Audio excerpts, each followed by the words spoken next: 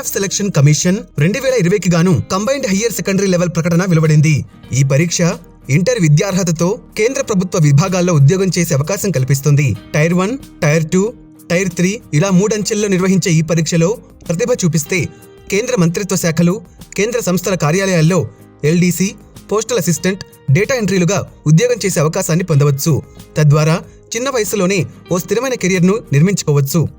ముందుగా టైర్ 1 పరీక్ష ఆన్లైన్లో నిర్వహిస్తారు. Tier 2 descriptive paper, tier 3 skill test మరియు టైపింగ్ టెస్టు ఉంటుంది. తుది నియామకాలు మాత్రం టైర్ 1, 2లో చూపిన ప్రతిభ ద్వారా చేపడతారు. టైర్ 3లో అర్హత సాధిస్తే సరిపోతుంది. టైర్ 2 అర్హత కోసం 33% మార్కులు తప్పనిసరి.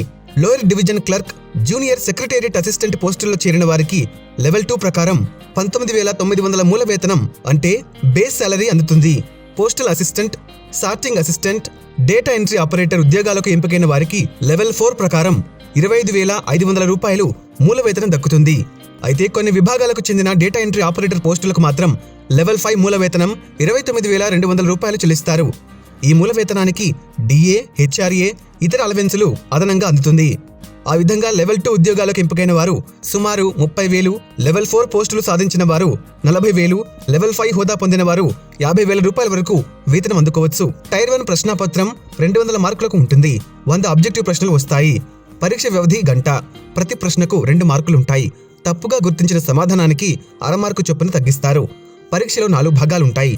ఆంగ్ల భాషలో ప్రాథమిక స్థాయిలో 25, general intelligence 25, quantitative aptitude 25, general awareness 25 ప్రశ్నలు వస్తాయి. ఆంగ్ల విభాగం తప్ప మిగిలిన ప్రశ్నలు ఇంగ్లీష్, హిందీ మాధ్యమాల్లో వస్తాయి. టైర్ 2 పరీక్ష. ఈ పరీక్షను డిస్క్రిప్టివ్ విధానంలో నిర్వహిస్తారు. పేపర్పై పెన్నుతో రాయాలి. 100 మార్కుల ప్రశ్నాపత్రం. పరీక్ష వ్యవధి గంట. ఇందులో 2 ప్రశ్నలు వస్తాయి. అడిగిన అంశాల్లో వ్యాసాన్ని 200 నుండి 250 పదాల్లో రాయాలి. ఉత్తరం లేదా దరఖాస్తు 150 నుండి 200 పదాల్లో పూర్తి చేయాలి. జవాబులను హిందీ లేదా ఇంగ్లీష్లోనే రాయాలి. ఈ విభాగంలో అర్హతకు కనీసం 33% మార్కులు పొందటం తప్పనిసరి. టైర్ 3 పరీక్ష. దరఖాస్తు చేసుకున్న పోస్టును బట్టి స్కిల్ లేదా టైప్ టెస్టు నిర్వహిస్తారు. లోయర్ డివిజన్ క్లర్క్ మరియు junior secretariat assistant, postal assistant, sorting assistant పోస్టులకు స్కిల్ టెస్ట్ నిర్వహిస్తారు. డేటా ఎంట్రీ ఆపరేటర్ పోస్టులకు టైపింగ్ టెస్ట్ ఉంటుంది. ఈ పరీక్షలో అర్హత సాధిస్తే సరిపోతుంది. ఏదైనా అంశంలో ప్రింట్ చేసిన సమాచారం పేపర్పై ఇచ్చి దాన్ని కంప్యూటర్లో పొందుపరచమంటారు. ఈ ప్రయత్నంలో తప్పులు దొర్లితే మార్కులు తగ్గిస్తారు. టైప్ టెస్టులో భాగంగా ఇంగ్లీష్ లేదా హిందీ ఎంచుకోవచ్చు. ఆంగ్లం అయితే నిమిషానికి 35, హిందీ 30 పదాల చొప్పున టైప్ చేయాలి. 10 నిమిషాల వ్యవధితో ఈ పరీక్ష నిర్వహిస్తారు. ఈ సమయంలో ఆంగ్లంలో అయితే 1750, హిందీలో అయితే 1500కి డిప్రెషన్స్ ఇవ్వగలగాలి. టైప్ మరియు స్కిల్ టెస్టులు SSC ప్రాంతీయ కేంద్రాల్లో ఉంటాయి.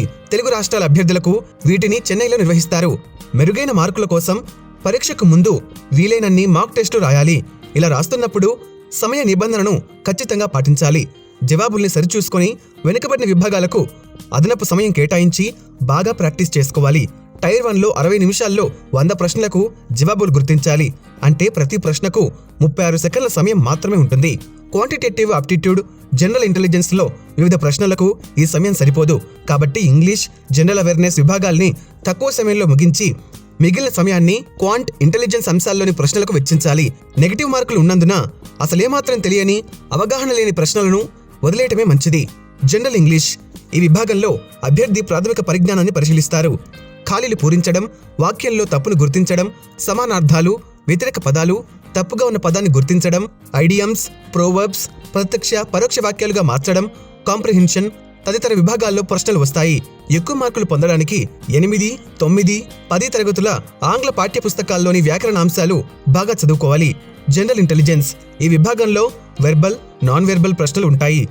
Number analogy, number clarification, figure analogy, Venn diagrams, number series, coding, decoding, word building మొదలైన విభాగాల్లో ప్రశ్నలు వస్తాయి. గణితంలోని ప్రాథమిక అంశాలపై పట్టు పెంచుకుంటే ఈ విభాగం ఎవరికైనా సులువుగానే ఉంటుంది.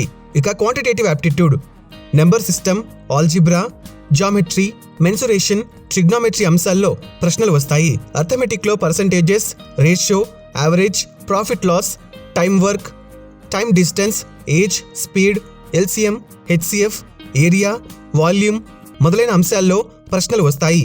ఇవన్నీ దాదాపు దిగువ తరగతుల్లో చదువుకున్నవే. అందువల్ల గణిత పుస్తకంలోని ఈ విభాగాలని మరోసారి బాగా అభ్యాసం చేయాలి. ఇక జనరల్ అవేర్నెస్లో సాధారణ పరిజ్ఞానంతో ఈ విభాగంలో ప్రశ్నలకు జవాబులు గుర్తించవచ్చు. చుట్టూ జరుగుతున్న సంఘటనలపై అవగాహన ఉన్నవారు సులువుగానే సమాధానాలు గుర్తించగలరు. పర్యావరణ అంశాలకు ప్రాధాన్యం ఉంటుంది. వీటితో పాటు భారత్, పొరుగు దేశాలు, చరిత్ర, సంస్కృతి, భూగోళం, ఆర్థిక వ్యవహారాలు, పాలిటీ, సైన్స్ అంశాల నుంచి ప్రశ్నలు వస్తాయి. 8, 9, 10 తరగతుల సైన్స్, సోషల్ పుస్తకాలు బాగా చదివి ముఖ్యమైన విషయాలు నోట్స్ రాసుకోవాలి. వర్తమాన వ్యవహారాల కోసం మార్చి 2020 నుంచి రాబోయే మార్చి 2021 వరకు ముఖ్య సంఘటనలు బాగా గుర్తుంచుకోవాలి. ప్రశ్నగా రావటానికి అవకాశం ఉన్న వాటిని నోట్స్ రూపంలో రాసుకుంటే గుర్తుంచుకోవడం తేలికవుతుంది. నియామకాలు, అవార్డులు, విజేతలు, రచయితలు ఈ అంశాలకు ప్రాధాన్యం ఉంటుంది.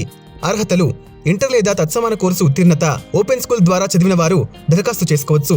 Controller and auditor general of ఇండియాలో డేటా ఎంట్రీ పోస్టులకు మాత్రం ఇంటర్లో సైన్స్ గ్రూప్తో మ్యాథ్స్ ఒక సబ్జెక్టుగా చదవటం తప్పనిసరి. వయస్సు జనవరి 1, 2021 నాటికి 18 నుండి 27 ఏళ్ల మధ్య ఉండాలి. ఎస్సీ ఎస్టీలకు 5 ఏళ్లు, ఓబీసీలకు 3 ఏళ్లు, దివ్యాంగులకు 10 ఏళ్లు గరిష్ట వయసులో సడలింపులు వర్తిస్తాయి. ఆన్లైన్ దరఖాస్తులకు చివరి తేదీ డిసెంబర్ 15, 2020. అధికారిక వెబ్సైట్ లింక్ డిస్క్రిప్షన్లో పొందుపరిచాము.